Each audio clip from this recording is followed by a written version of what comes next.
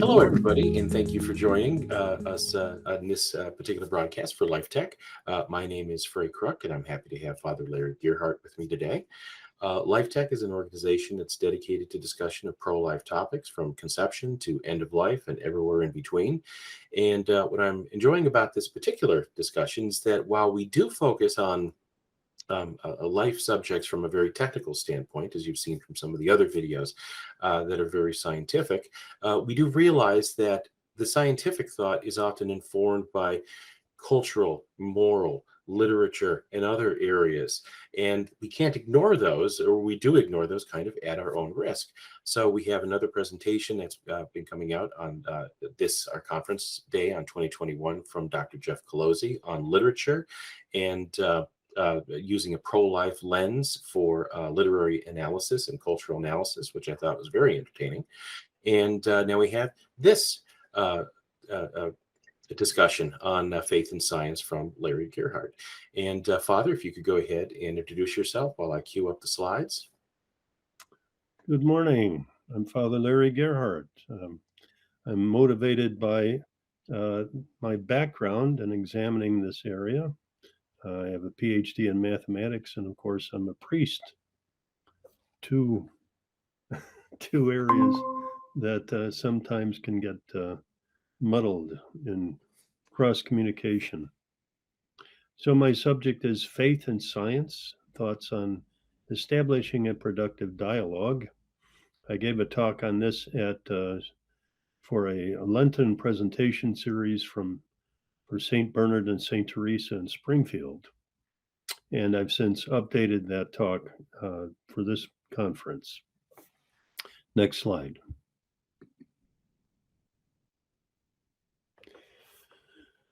The scope of the talk, I talk about motivation, what the motivation for putting these two key areas of life together and providing dialogue between them. Give some key conceptual background and challenges. I ask basic questions like what is faith actually, what is science, and what is theology? Then I go on to discuss, is science independent of faith and vice versa? Ways they challenge and misunderstand each other, what makes dialogue between them so difficult, and finally, I have thoughts about bridging the gap and final thoughts. Next slide.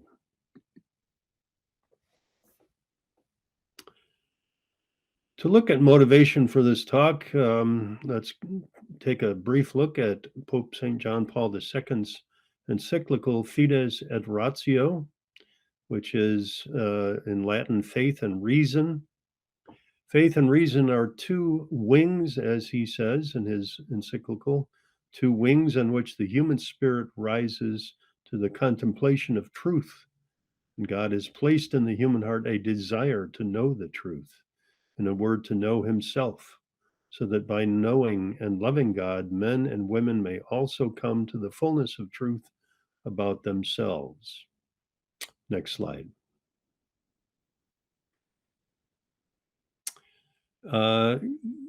Key conceptual background. If you read the book of Exodus, chapter 3, you find Moses being beckoned by the burning bush. And what is the burning bush? It's a mystery because it burns without being consumed, which seems to be a violation of the second law of thermodynamics, something that greatly motivated me in returning, in my process of returning to the church. Then we have knowledge and truth, kind of not exactly invented, but perhaps first explored in a systematic way by ancient Greeks such as Protagoras, Plato, and Aristotle.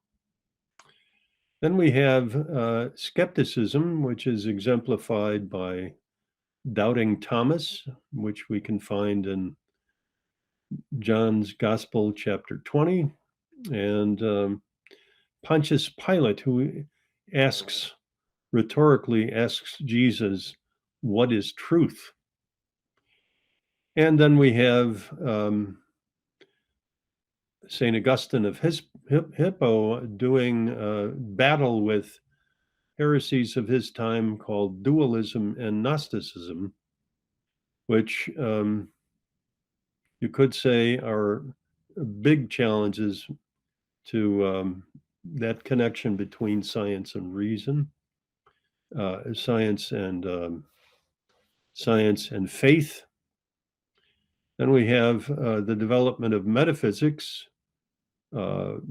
exemplified by St. Albert the Great, Thomas Aquinas, Bonaventure, William of Ockham, Francis Bacon, and even Hegel. And we have a lot in physics: Galileo, Kepler, Newton, Laplace, Maxwell, Mach, Ernst Mach, Einstein, Heisenberg, Schrödinger, von Neumann, Feynman, Yang Mills, Stephen Hawking, Higgs, the famous Higgs of the Higgs boson, and Edward Witten, whose area is string theory, among others. Then we have epistemology, which is the study of knowledge. You could say begun by Descartes, but probably you could go back to ancient times for that. The basis of knowledge and understanding. Locke, Berkeley, Hume, Kant, Edmund Husserl, and of course, Bertrand Russell, who wrote a treatise called Knowledge, Its Scope and Limits. Language, the study of language, human language, and kind of a scientific study begun by Ludwig Wittgenstein, Jacques Derrida, George Orwell in his novel 1984, among other things, Noam Chomsky, who considered language from a scientific perspective, and a guy named Gruber, to whom we can credit the invention of the artificial intelligence behind Siri, S-I-R-I, which is that interesting agent in iPhones. Next slide. Key conceptual challenges. God created space-time. God sees all of space and time. Prevenient grace. The whole idea that God could see all of space-time at once is deeply profound, and it helps us to understand how it's possible that God would grant a single human being the prevenient grace of being immaculately conceived. In other words, not inheriting the tendency to sin from Adam and Eve. And we can ask ourselves, what is free will? That's a big question that I wrestled with for decades.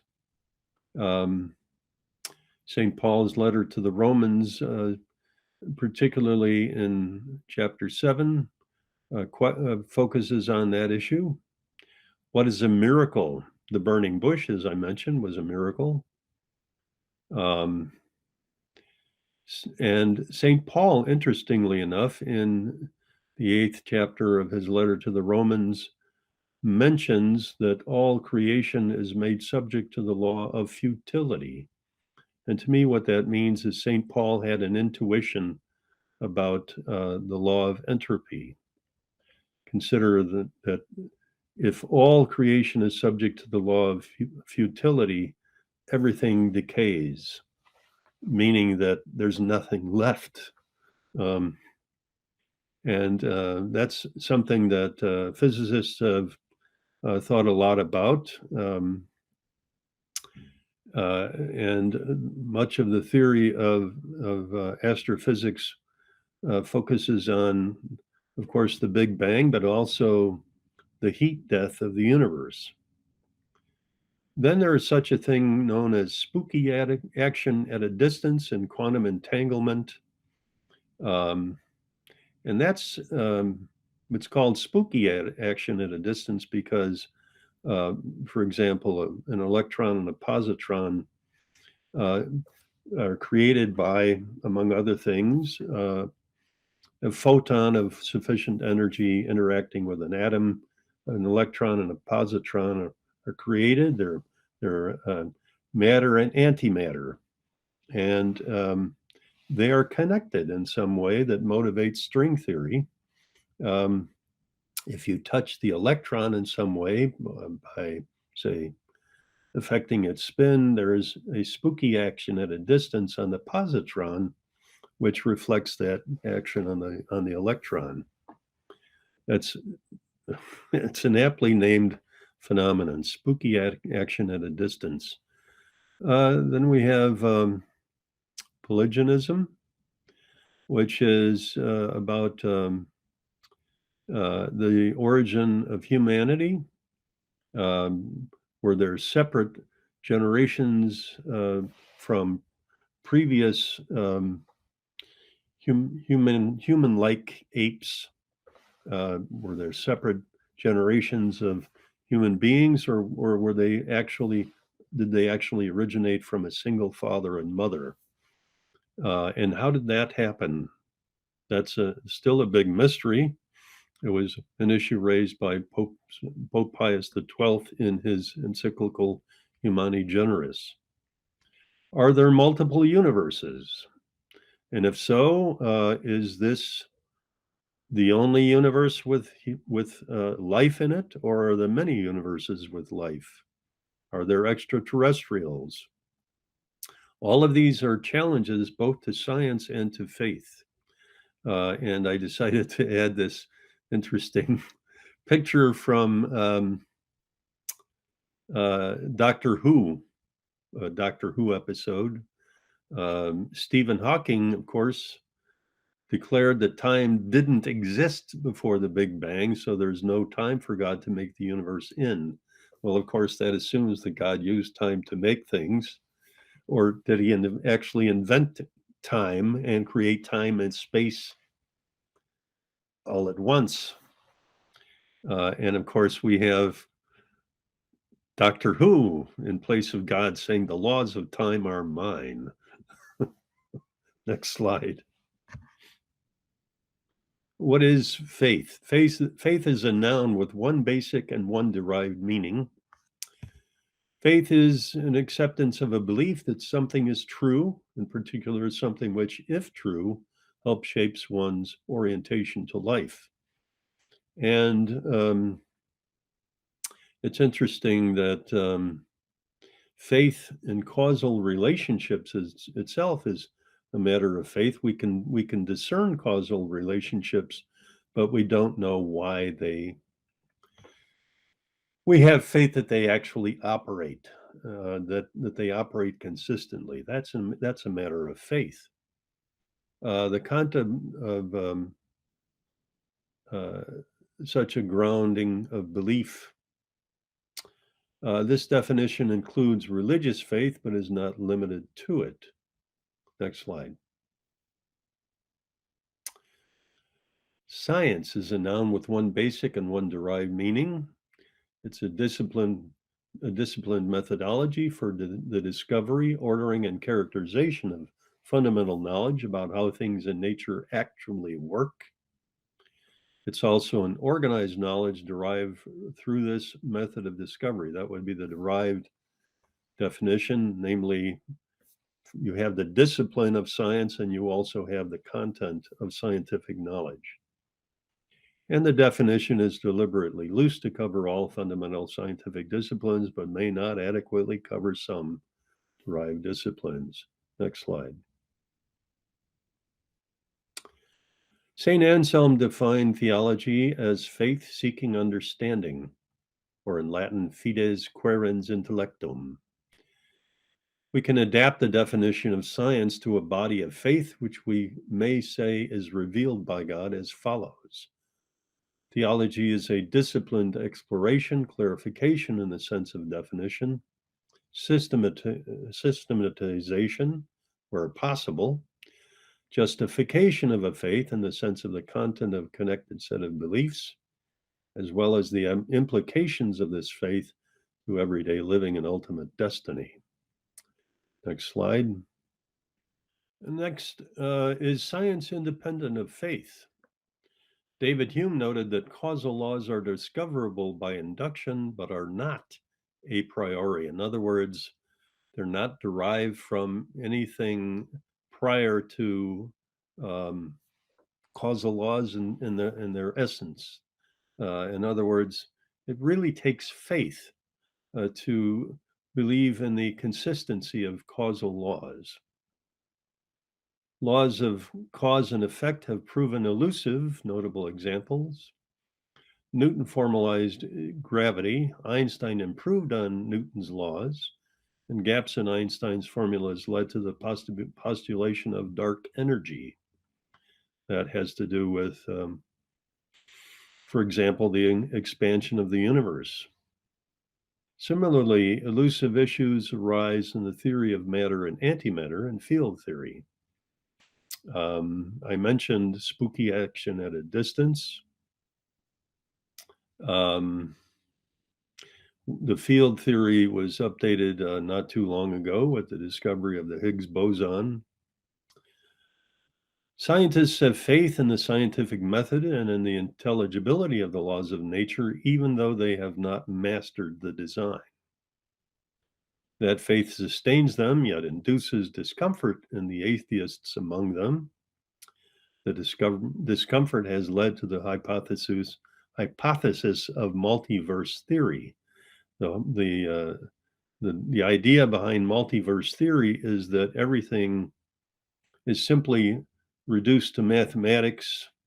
The laws of physics are different in different universes, so it's all just random stuff, and we just happen to be random products of a random multiverse, and nothing special about it, just different. Next slide. Is faith independent of science? Old Testament revelation proved far more subtle than the ancients realized. For example, like I said, the burning bush was a contradiction, if you will, of the law of conservation of, law of the law of entropy, the second law of thermodynamics. In other words, it was a miracle, and it sits there in ancient writing, kind of as a dare to chemists and physicists. If revelation were not subtle, there would be no need for prophets. Subtleties of the prophets were not welcome. And one of the big reasons that the prophets were attacked by the so-called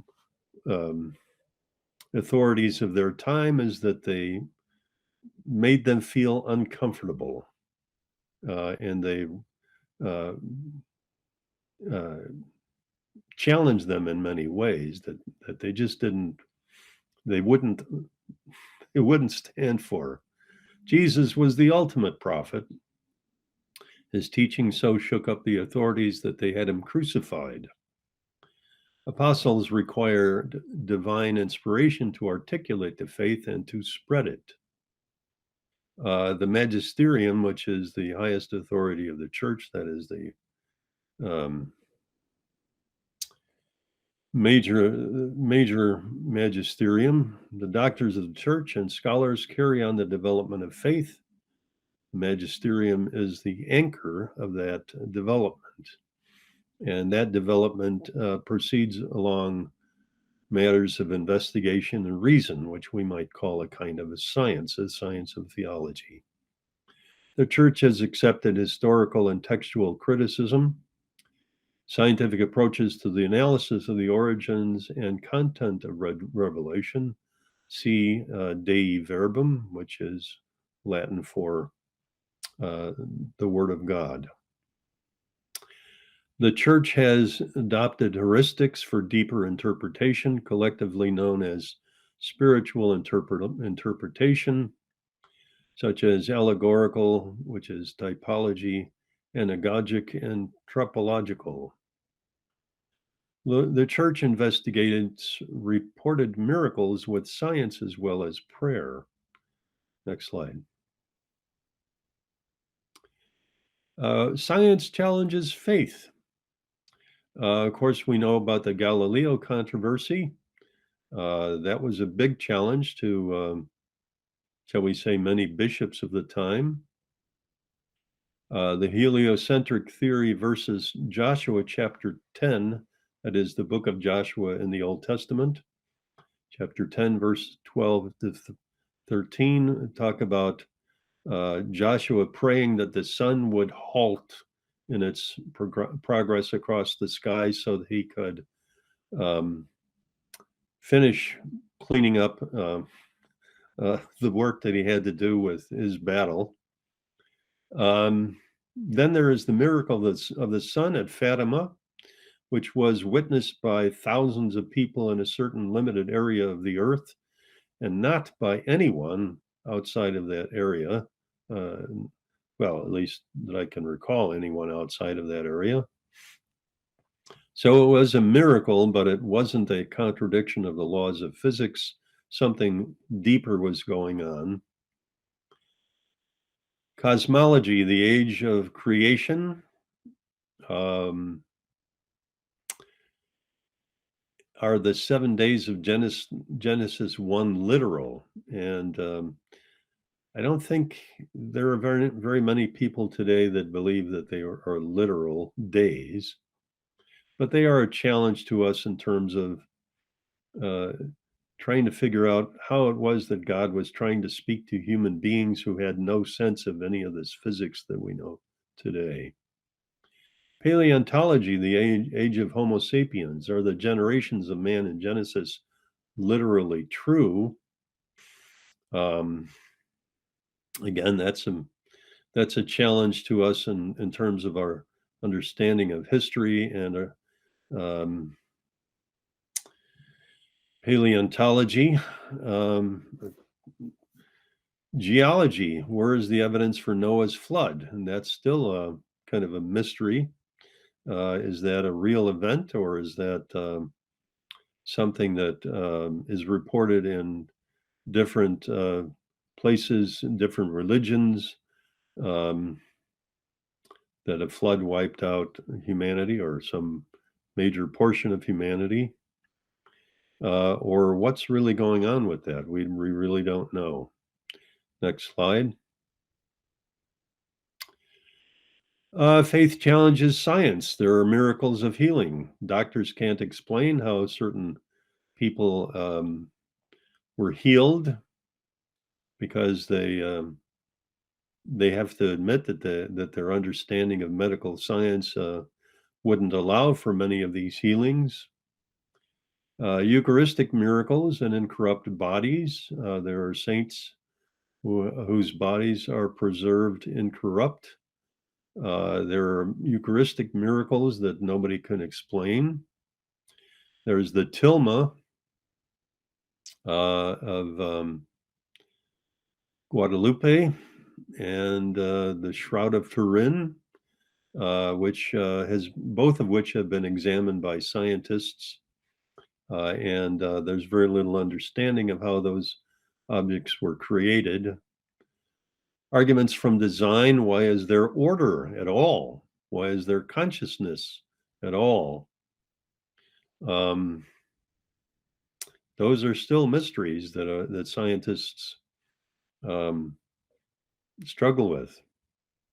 Arguments from prophecy: why have the Malthusians proven so wrong?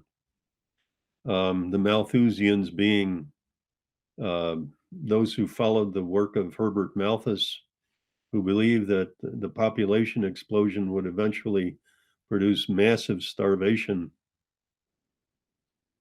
Next slide. Okay, there are many challenges to dialogue.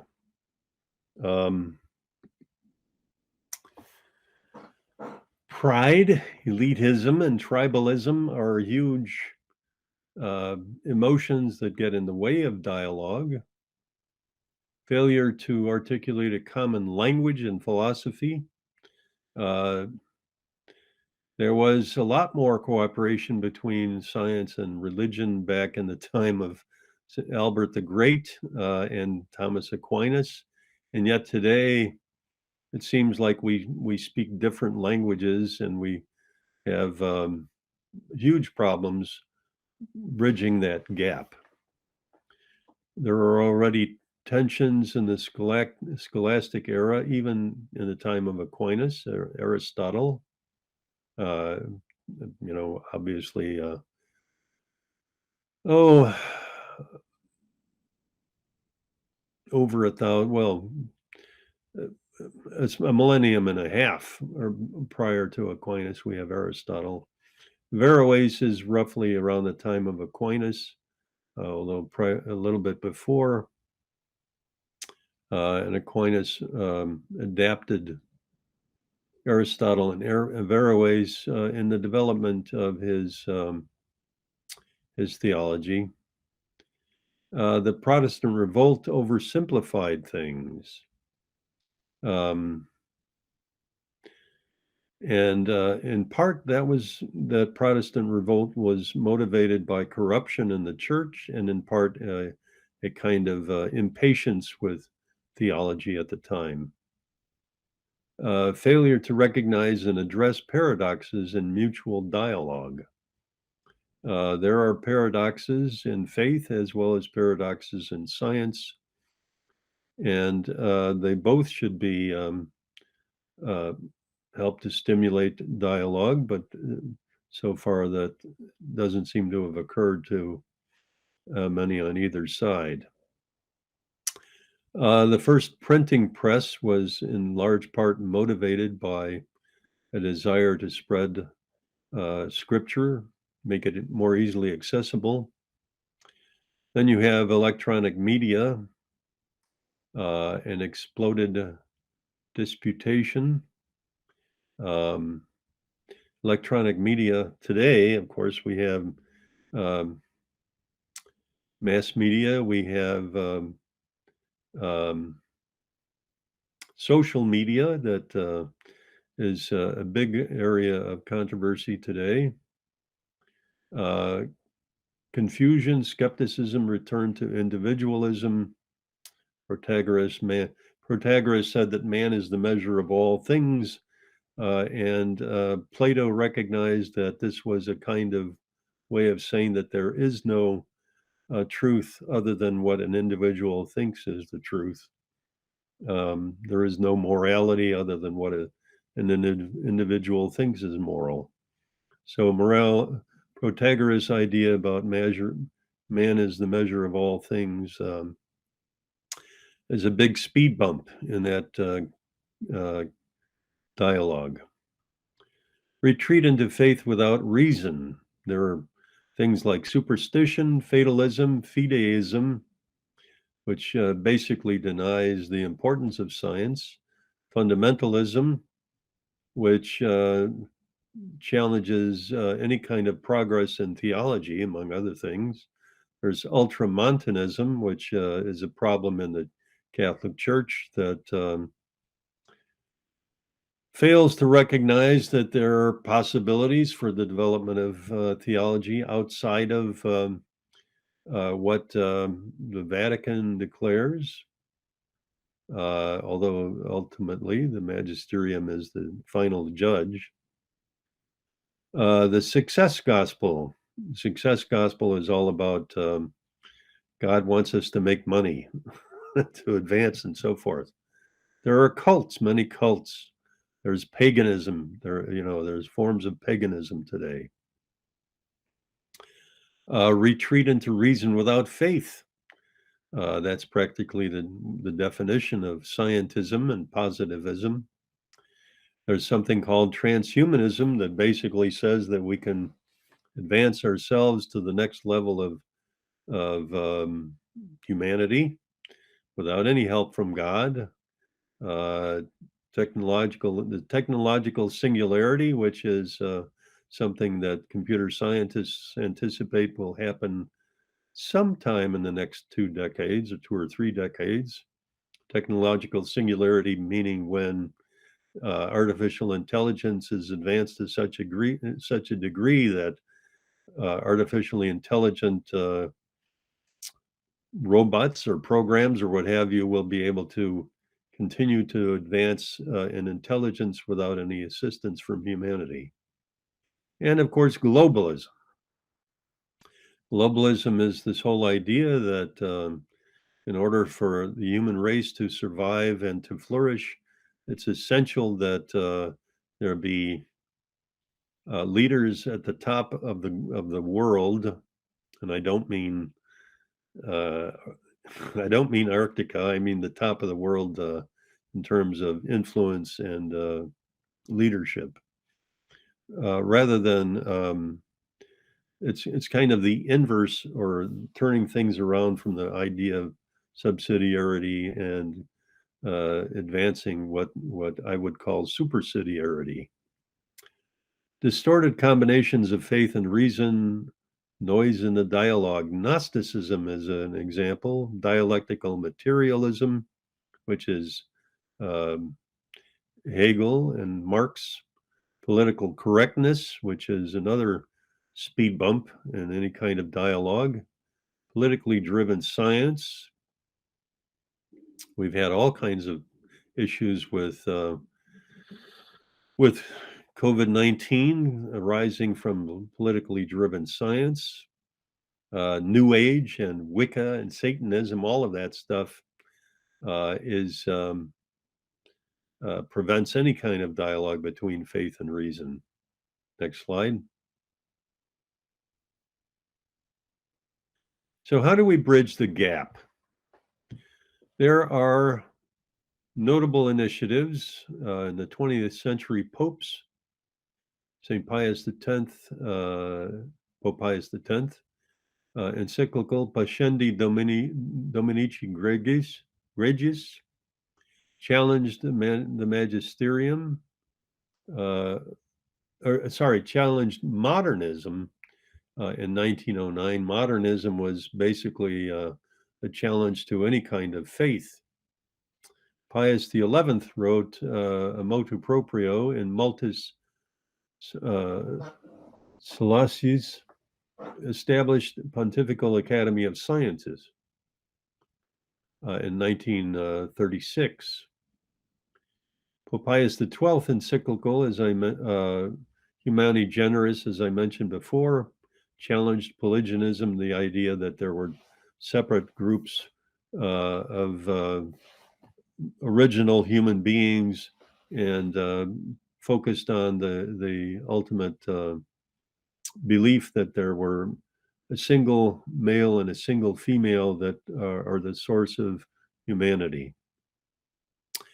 The John Templeton Foundation, a notable scholar, John Polkinghorne, who was an Anglican priest as well as a quantum physicist.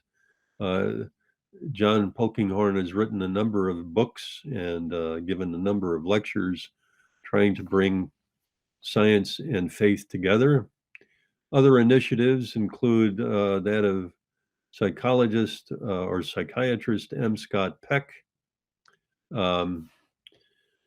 psychologist Jordan Peterson, and Bishop Robert Barron. All of these three gentlemen have worked very hard to bring together science and faith. For example, Jordan Peterson has a whole series of talks about the Old Testament, including a rather interesting talk about Noah's flood. Notable needs. Science specializes in how. In other words, how do things work? Faith specializes in why. Why do things work the way they do, and what is the whole purpose of anything? The mutual respect and dialogue is essential in order to bridge that gap and unite the how with the why. basing ethics and legality in natural law, identifying coherent functions in natural law, or coherent foundations in natural law. That was one of my earlier talks in this LifeTech series. Updating of articles of faith in terms of that have coherent meaning consistent with modern science. There are a lot of challenges to faith that and I've already mentioned in this talk. For example, the generations of humanity, how old humanity is, the challenges of Noah's flood, and so on. Aristotle improved Democritus. Aquinas improved Aristotle, who updates these. Democritus was the one who decided there was such a thing as atoms and the void. Aquinas examined the work of Aristotle, and in his masterwork wrote many comments about Aristotle's thought. Recognizing the endless subtlety of creation consistent with the infinite God. Even today, physicists have many challenges in advancing human knowledge about how things work, the how, and they keep finding that physics is more subtle than they ever imagined. And recognizing God's signature. I would argue that baryons and the quark confinement are a strong evidence of a kind of signature of God in the world, in the universe. There are 3 quarks in every baryon. Baryons include protons and neutrons, of course, and other particles. And the 3 quarks in the baryons suggest that God was saying, "Hey, there's a Trinity, Father, Son, and Holy Spirit, and thank you very much." The hydrogen atom, I've often thought, was evidence of God's intention to come to us in human form. That is, the Son of God, Jesus Christ, who's both human and divine, strongly suggests this pairing in the hydrogen atom between a proton and an electron. Quantum entanglement, as I mentioned before in this talk about spooky action at a distance. And if you include that with the fact that somehow, as physicists understand it, there's a lot more positive matter, and as opposed to antimatter, the understanding that we have of quantum mechanics would have predicted that there would be an equal amount of matter and antimatter in the universe, but the matter, as we have been able to observe, vastly amounts the antimatter in the universe. And how is that? And what are the implications of that? And spooky action at a distance. And I suspect that might have something to do with free will, which we really don't understand. And the inflationary universe. That's been a continuing challenge, and it's kind of the reason for positing the dark energy. Next slide.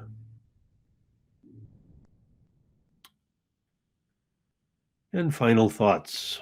In an age when Christian thinkers were rediscovering the treasures of ancient philosophy, and more particularly of Aristotle, Thomas had the great merit of giving pride of place to the harmony which exists between faith and reason. Both the light of reason and the light of faith come from God, he argued. Hence, there can be no contradiction between them. And this is a quote from Pope St. John Paul II's Fides et Ratio, Faith and Reason.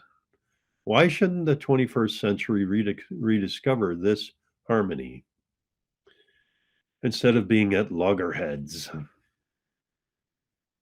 That's it.